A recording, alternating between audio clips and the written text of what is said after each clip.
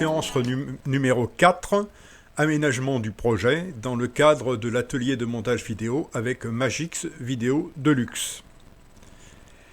Donc, nous allons aller sur le logiciel. J'ouvre la page du logiciel et quand vous ouvrez normalement la page du logiciel, vous avez cette fenêtre qui apparaît. Et comme la dernière fois nous avons créé notre projet, eh bien nous allons le retrouver tel quel que nous l'avons laissé. Donc, non pas un nouveau projet, mais charger un projet et vous reprenez le projet, le nom que vous avez donné. La dernière fois, je lui ai donné le nom de mon projet. Donc, je clique dessus et le document se charge et vous retrouvez toutes les données au même endroit que vous l'avez laissé. Le temps qu'il arrive. Voilà. Alors, première des choses, je vous avais laissé sur cette partie, vous voyez, ici, avec comment il s'appelle, le mode timeline. Mais vous avez la possibilité de vous mettre sur le mode ici, le mode vue d'ensemble des scènes, ou la mode storyboard. Alors, je vous explique. Avant même d'attaquer votre film, vous devez faire une préparation. C'est la moindre des choses. C'est-à-dire que vous devez savoir ce que vous voulez faire. Comment vous allez organiser votre montage vidéo. Sinon, ce n'est pas la peine d'essayer. Vous allez faire un petit peu n'importe quoi et vous n'arriverez pas à obtenir un résultat qui soit probant pour vos spectateurs, ceux qui viendront regarder votre film. Ou vous-même, bien sûr.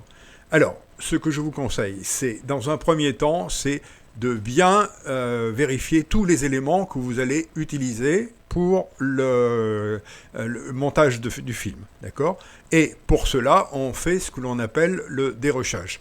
Bon, pour nous qui faisons des films dits tout à fait amateurs, sans grande prétention, donc il faut quand même avoir un minimum d'organisation, sinon vous ne courez pas à la catastrophe, mais vous aurez un truc qui ne sera pas terrible.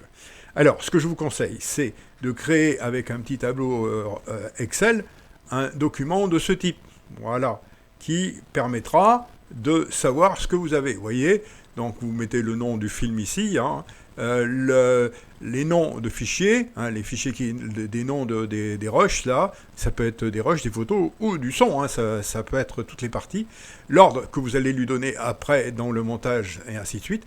Voilà, si c'est de la vidéo, de la photo, audio, et ainsi de suite. Voilà, toutes ces choses-là, vous préparez bien ça à l'avance, et surtout, les durées, d'accord ? Et après, les annotations que vous pourrez mettre, savoir ce que vous allez faire. Si vous allez prendre la séance 0, le rush 12-37 et vous allez le mettre ou pas, et ainsi de suite. Donc, vous préparez tout ça bien correctement avec toutes les annotations qui seront liées à tous les rushs. C'est-à-dire qu'il y a peut-être des rushs qui sont très intéressants avec, à un moment donné, soit si c'est un voyage, vous allez retrouver avec un paysage ou quelque chose comme ça qui est très important. Donc, il faudra le mettre en priorité, ce genre de choses. Donc, plus aussi, peut-être, il y a dans les rushs, peut-être du son qui vous est important. C'est pas obligatoirement la vidéo, il y a aussi la possibilité de récupérer soit la partie vidéo, mais aussi la partie son. Ça peut être quelque chose qui est très important. Donc, préparez bien tout ça, surtout si c'est des films auxquels vous tenez bien, préparez-le bien et vous verrez que vous en sentirez beaucoup mieux quand vous arrivez à la fin de votre montage. Voilà, ça c'est la première étape. C'est une étape très importante. D'accord, je ferme ça et je retombe sur ici. Donc, l'étape storyboard, pour nous amateurs, c'est moins intéressant. Par contre, ici, la partie vue d'ensemble, c'est très important. Ça vous permet, vous voyez, vous avez tous les rushs qui sont ici, qui sont affichés ici, et ça permet, si vous vous êtes trompé vous avez mis celui-ci avant celui-ci, rien n'empêche, et vous les déplacez, d'accord ? Vous placez vos rushs dans l'ordre que vous voulez. C'est beaucoup plus simple sur cette partie-là que sur la partie ici. D'accord ? Ici, vous pourrez le faire aussi, mais c'est beaucoup moins simple. D'accord ? C'est beaucoup plus complexe. D'accord ? Donc, vous revenez sur cette partie. vous faites la structuration de votre film, d'accord, avec l'ordre donné à chaque rush, d'accord, et une fois que vous avez fait, eh ben, vous vous retrouvez avec comment il s'appelle, un montage qui est, disons, bien structuré, et vous aurez la suite que vous donnez, la suite à vous donner à votre film. Voilà, ça c'est important, d'accord. Donc c'est l'étape qui est la préliminaire et c'est l'étape qui, préliminaire, l'étape, disons, qui va structurer votre ensemble. Après, une fois que l'on est ici, vous avez, comme vous avez décidé de conserver certains éléments, d'accord, eh bien à ce moment-là, il faut enlever les parties de votre film qui ne sont pas utiles. Vous voyez ? Donc, à chaque rush, maintenant, sur cette partie ici, quand vous êtes sur la mode timeline, eh bien, vous allez retirer les morceaux qui ne vous sont pas utiles. D'accord ? Vous allez enlever les parties qui sont, disons, en excédent. Et puis, vous savez, quand vous avez un rush qui dure 10 minutes sur un paysage, au bout d'un moment, il vaut mieux prendre une photo, ça sera plus simple, et vous aurez les mêmes effets. D'accord ? Donc, il faut retirer un certain nombre d'éléments parce que votre film va être trop long et imbuvable à regarder. Enfin, pas imbuvable, mais on n'aura pas envie de le regarder. Ça sera beaucoup trop long. Sauf bien entendu si c'est un spectacle avec une suite, ça c'est autre chose. Mais si c'est un film de voyage, autant faire en sorte que ça soit court et condensé, mais pas trop long. Sinon, ça sert à rien. Au départ, pour les premiers films que vous pouvez faire, ce que je vous conseille, c'est de vous limiter dans le temps. C'est pas la peine de faire un film à 15, 20, 30 minutes, ça sert à rien. Ça vous donnera une mauvaise impression de votre travail. Limitez-vous à 2-3 minutes pour un montage et ça ira très bien. Vous verrez que vous prendrez une meilleure habitude sur les actions et ainsi de suite. Donc ça ira très bien. Faites ça et vous verrez que vous en sortirez pas mal. Ça, c'est la première étape, c'est-à-dire retirer les morceaux qui sont pas utiles. Eh bien, on va reprendre, je vous l'ai fait voir la dernière fois, mais on va recommencer ici. Voilà, par exemple, là, sur cette partie, je vais agrandir la table de montage. Vous savez qu'on peut agrandir la table de montage à souhait en allant ici, sur cette partie-là, avec le plus, voilà, je fais agrandir la ligne de montage, d'accord, la table de montage, là, et vous voyez, les secondes s'espacent, et on peut aller même, je vous l'avais expliqué la dernière fois, image par image, d'accord ? Voilà. Alors, pour retirer les éléments, je vous l'ai expliqué la dernière fois, l'élément, on va le scinder en 2, ou en 3, suivant le cas, et retirer la partie qui ne nous est pas utile, d'accord ? Et je vous rappelle que ici, cet élément, c'est la tête de lecture, et qui correspond à l'image qui apparaît ici, sur cette zone, d'accord ? Donc, je peux bouger la tête de lecture comme je veux, et en fonction de l'endroit où je veux, eh bien, je vais couper. Si je veux couper ici, par exemple, eh bien, il suffit que soit j'actionne le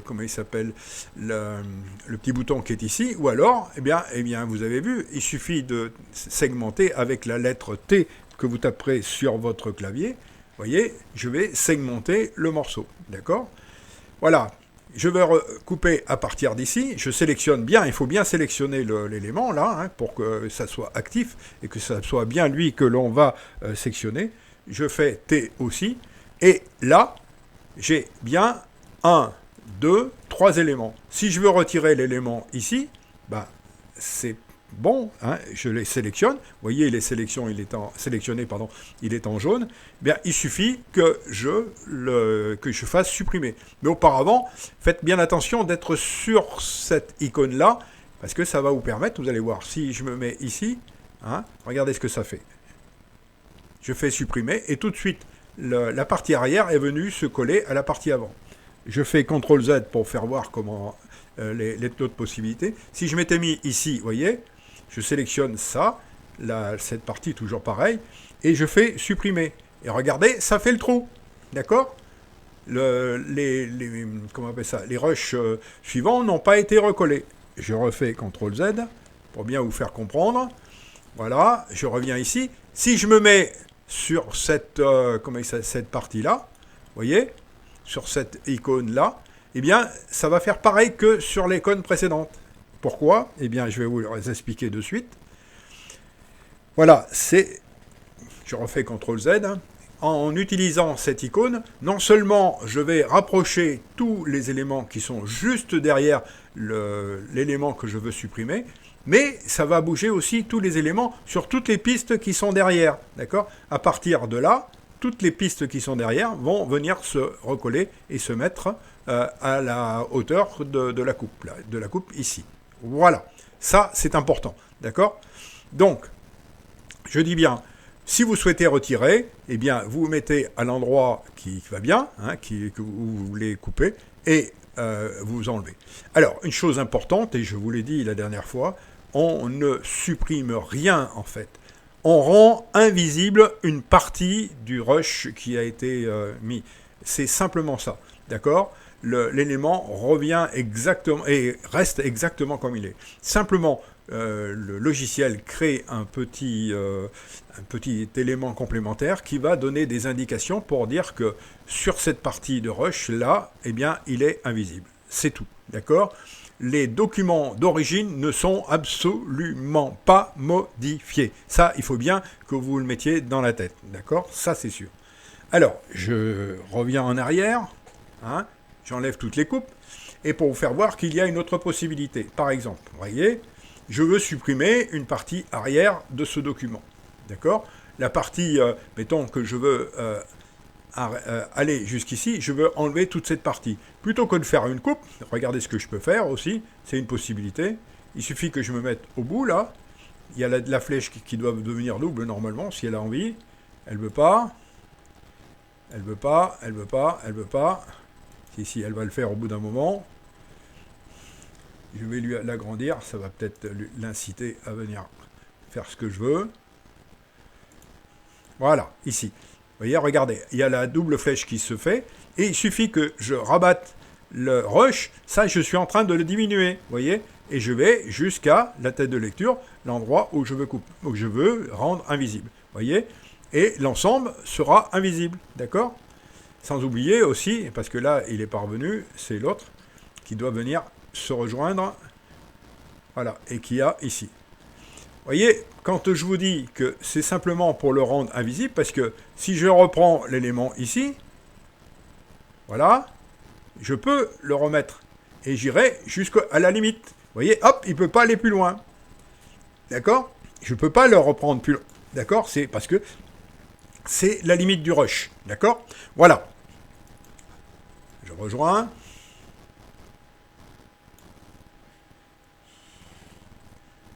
Donc, ce que je vous expliquais à l'instant, c'est qu'il faut bien structurer votre montage, faire en sorte que les rushs soient mis dans l'ordre que vous souhaitez, les réduire comme vous l'entendez, c'est-à-dire de façon à rendre votre film le plus vivant possible. Attention, les rushs trop courts et très... comment il s'appelle ? Les films, pardon, trop courts et très, comment on appelle ça, avec des rushs très courts, hein, les uns à côté des autres, comme font les jeunes maintenant, c'est imbuvable. Hein. Au bout d'un moment, vous avez plein les yeux, mais vous retenez rien. Vous regardez les images, mais sans retenir quoi que ce soit. D'accord ? Donc, attention à ça. Hein. Gardez bien des rushs suffisamment longs de façon à ce qu'on apprécie ce que vous voulez dire et quelle est l'impression que vous voulez souhaiter donner, mais ne faites pas trop court non plus, hein, faites attention. Et puis les images dans tous les sens aussi, attention, hein, au bout d'un moment ça n'a plus d'intérêt, ça donne une mauvaise envie de regarder votre document. Vous le regarderez une fois mais pas deux, hein, c'est clair. Donc je vous rappelle que pour travailler sur un document, sur le rush, il faut obligatoirement que le rush soit sélectionné, comme ici, que la tête de lecture soit placée au bon endroit, et que soit vous utilisez la segmentation avec ici, hein, et vous pouvez couper l'élément. Ensuite, on va arrêter sur cette séance, et sur la séance suivante, on va voir les éléments que l'on va faire, les effets que l'on va pouvoir porter à notre film, d'accord, à nos rushs. Une fois qu'on a bien structuré tout notre enfant, eh bien on va pouvoir porter des effets, soit des effets de recadrage, soit des effets de, comment on appelle ça, de couleurs, soit des redresser des éléments. Donc un certain nombre d'éléments que nous allons porter sur notre montage. Voilà. Bon travail et puis à la prochaine.